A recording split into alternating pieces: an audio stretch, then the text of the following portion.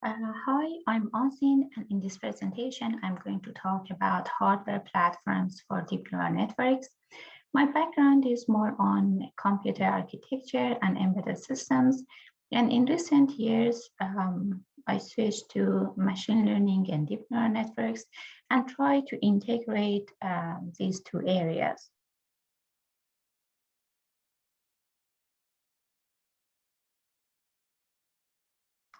So the journey in this presentation starts with me, like introducing myself, and then I go through Internet of Things, deep neural networks, and hardware platform to execute those deep neural networks. Talking about me, I'm from Iran and I did my basic studies in Iran. And during my master's studies, I moved to Finland. And right after finishing my master study, then I started PhD. And after finishing my PhD, I received two postdoc positions, one in Finland, one in Sweden. And then, so I've been traveling like back and forth between Finland and Sweden for several years. And then I received a joint professor at the University of Turku in Finland. And a year later, I received my docent at KTH. And then I've been promoted as an associate professor at KTH. And currently I'm in a mobility visit to Ericsson. So looking this slide, everything looks actually to me very neat and clean. But in fact, the path wasn't really that smooth. So it had lots of ups and downs and sometimes making better progress and sometimes just failures. And also my life is not limited to science. So I, of course, do other stuff and I really like enjoy sports, and especially volleyball. I really like it. I've been a good chess player, but I don't like it. I didn't continue with that. I'm not bad at table tennis and I really like it. Tennis I've just started, so let's see how much progress I will have. And one of my favorite sports is Taekwondo, but I didn't continue with that. I really love traveling and experiencing new things. And also I really enjoy listening to audiobooks. And as you can see, we have empty spaces here that they are reserved for future activities like meditation that I'm practicing more and more. So yeah, so that I think that would be one of the activities that I will most probably put as a new box here. So now let's start with embedded devices. You may have seen embedded devices, or maybe you have heard about them. So they are all around us in cars, mobile phones, fridges, TVs, like toys, and we can see it like everywhere, in fact. And many of those embedded devices have limited computing power, maybe because of the size, because they are like a small, so they come with limited computing resources, and also many of them are battery enabled. So we are we have like limited power budget, so we should that device should work with strict power requirements. If those devices are connected to the internet, then we face Internet of Things. And as we can see, the number of those devices connected to the internet is increasing exponentially. Looking into 2021, so there are around 35 billions of devices connected to the internet. I'm not sure how accurate are those numbers, but at least it gives us a rough estimation. But actually, to me, just having those devices connected to the internet doesn't make them smart. And in order to have smarter devices, or the devices that we can really call them smart, I think we need to integrate some sort of artificial intelligence or deep learning into them. And that would be possible through like deep learning. Looking into the history, artificial intelligence has been around since 1950. That was about engineering of making intelligent machines and programs. And then the concept of machine learning came into play from 1980, that was about the ability to learn without being explicitly programmed. And from 2010, the concept of deep learning and deep neural networks got so popular, and since then that popularity is just increasing. And maybe the reason is that we are facing a huge amount of data that we need to analyze them, and at the same time we have powerful devices that enable us to analyze those data and process those data. For example, if analyzing those data currently takes like days, weeks or months, the same amount of computation that 20, 30 years ago could have taken much longer. So those powerful devices enable us to perform meaningful computation or analysis on the data, a huge amount of data that we have. Looking into the applications that somehow that are enabled by those deep learning and artificial intelligence, in fact, are huge. And among them are smartwatches, for example, smart shoes, and there are more critical applications like surgery robots, self-driving cars, rescue drones, and we can think of many more applications that actually we can imagine about them now or maybe in the future. But what is deep neural network? Actually, deep neural network composed of many neurons that they are arranged in layers. And the computation of a single neuron is very simple. It's just multiply and accumulation kind of operation. But having a connection of those, many of those neurons could solve more complex problems, like image classification task as in this example. For example, we have an input image that we want to classify who that person is. And we have like number of layers here that usually the beginning layers could identify low-level features from that image, and such as like vertical lines, horizontal lines, and the later layers in the neural network could identify higher level features, like in this example, that could be eyes, nose, and etc. And finally, we will be able to classify that image. And generally, that deep neural network tries to loosely emulate the human brain. But actually, we are a bit far from that point, but still we can do many complex operations with those deep neural networks. And DNN are composed of two main phases, training and inference. In a training phase, we try to find proper weights for the links. And for that, as the input, we have like a set of input images. For each image, actually the results will be checked. And based on that results, the weights for that neural network will be updated. So the inputs can be like one by one, or they can be like in batch. But this process is repeated until a desired level of accuracy is obtained. And if not, then we need to rethink about different phases. For example, how we can change the model or make that deeper in order to reach the accuracy that we want. But finally, if we are satisfied with the model, then we can deploy that model on the embedded device, and it means that we can't change those weights anymore. So we can just use that network for classifying new images, and new images can be images that we have, or they can be taken, for example, by cameras.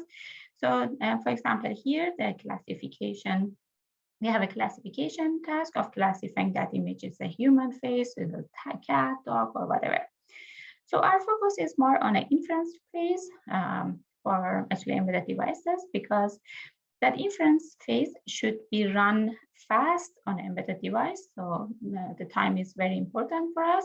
And also it should consume low power consumption, because those devices usually work based on batteries. So the power consumption is essential here. Looking into different neural networks, we see that there are actually many of them, many different types.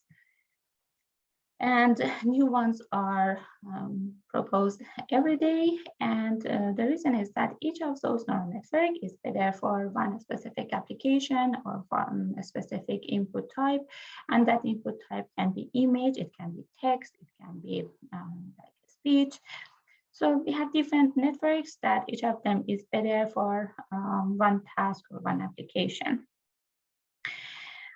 In order to solve more complex problems, those networks are also getting deeper, and generally deeper networks means having better accuracies. And in this graph, we see that those deep neural networks are currently quite advanced. And for example, for the image classification task from around 2015, the accuracy obtained by those deep neural networks are better than the human level kind of accuracies. But that comes at cost of adding more and more layers. So looking into the AlexNet, proposed that in 2012, so with eight layers, to, for example, ResNet with 152 layers that is proposed in 2015. So generally, those networks are getting deeper. And just looking into AlexNet, we see that deeper network means that we have huge amount of computation as well. So here we have around 1 billion computation units in a forward pass. And so if you consider like embedded devices, we should think about whether we can make that computation in short amount of time or not, and how much power that computation consumes on that embedded device. And considering ResNet, we face around like 11 billion computation units. That task of running them on embedded devices will be even more challenging. But looking into like cloud-based artificial intelligence and on-device artificial intelligence, why we are interested to bring those intelligence into devices, why it is important to us. So looking into cloud-based AI, there are currently some applications based on cloud. That for that, we need to send that input, for example, image to the cloud and receive the information back. But that comes at a cost of latency, because sending the information to cloud, that there are some servers, and getting the response back. So it involves latency, it involves power consumption, and such process relies on internet connectivity. So if we lose that connection, then we couldn't get responses. And also we have a privacy issue, because those input data or images should be disclosed publicly. And for relaxing those problems, we can think about bringing that intelligence on the device. But then we face new challenges, and the challenges are we have limited hardware resources on our embedded devices, and also we have limited power budget.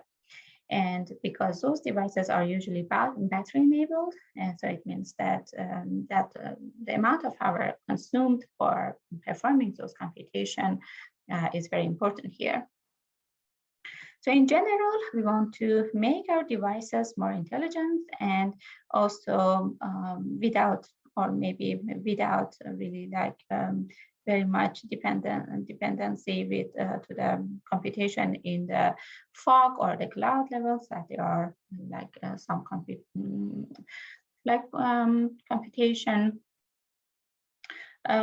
some like servers or some computation units there.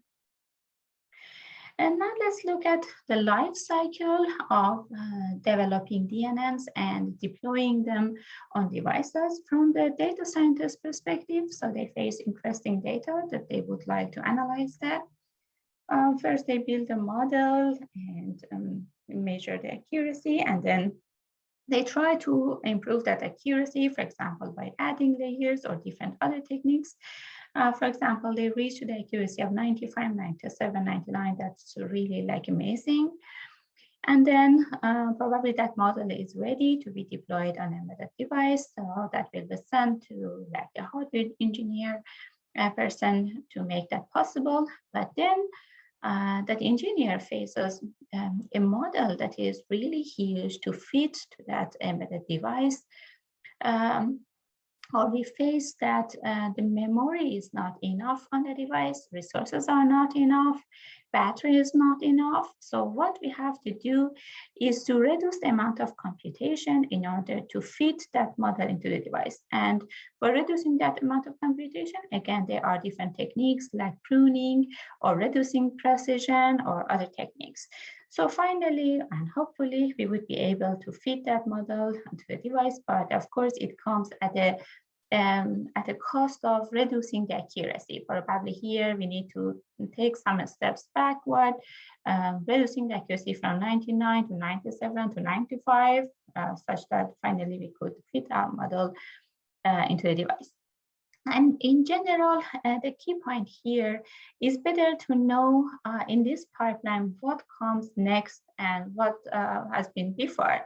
So we could make a better connection between different pipeline stages, and then we would be able to deploy our model earlier into real life, and we would be able to use those models actually faster in our lives.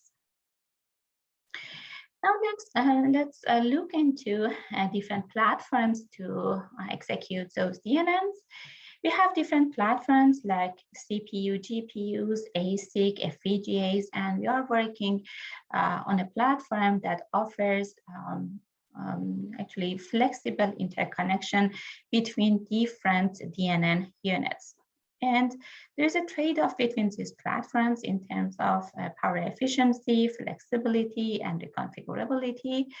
For example, looking into CPU, GPUs, they are power hungry, but on the other hand, they are quite flexible.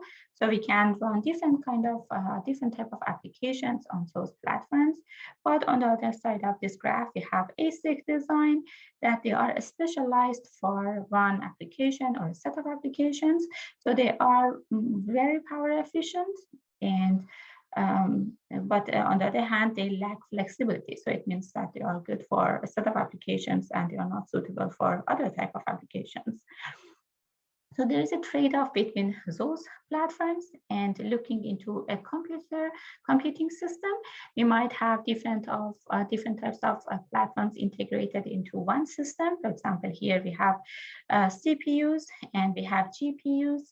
And also, of course, we have memory, and we might have another unit for accelerating the DNN operations.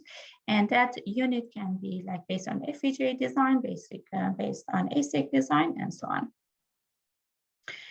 Now I'm actually going to talk about two different methods or different approaches that we are currently working on. One is to improve the inference time on lower end CPUs, and the other one is on a GPU platform. So for reducing the inference time on a CPU as the inputs, what we have is the DNN network, and we are given a data set and a platform like Raspberry Pi, and it is expected that we could classify a new image at runtime and as fast as possible, and with a high accuracy. First of all, the first challenge is that can we fit our model to that platform? If yes, that's okay. If not, we need to take some smart steps in order to make that possible. And then to reduce the inference time, then we should think that how we can do that. So how we can reduce the amount of computation, or which technique we can take to reduce that inference time. Here we see that, for example, we have one input image, a set of filters, and the responsibility of those filters, as we mentioned, is to identify some features in the image. For example, in the beginning layers, that would be some lines, horizontal line, vertical lines, and so on. And then we have the output channel. we can see, actually we try to remove some filters and see how important they are for the final accuracy. And we see that if we remove some filters, the accuracy really doesn't change much. So we try different techniques to reduce the amount of computation and then see the impact on the inference time. So here we show two different approaches. I'm not going into the details of those approaches, but I'm going just to give you an insight what that really means and what happens. Here we reduce the prune sum filter that we show the percentage here. 16% filters removed, 32% of filters removed, and so on. And here's the amount of parameters that could be reduced by removing those percentage of filters.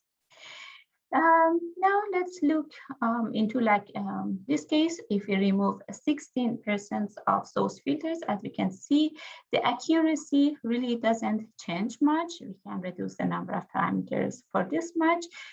And then for the inference time, we can see that if we execute that model into ARM V8, then the inference time could take something around like 33 milliseconds.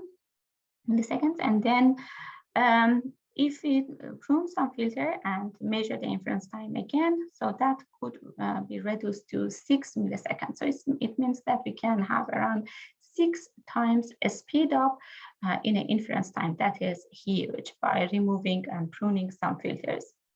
And in another approach, we tried to again remove some filter, and we see that we could reduce the number of parameters, for example, from 2 million something to let's say 100,000. And then if we look at the inference time, we see that the inference time could be reduced from something around 33 to something around 3, 4. And the accuracy, if you look at the accuracy, we see that the accuracy really doesn't change much. So we could reduce many filters.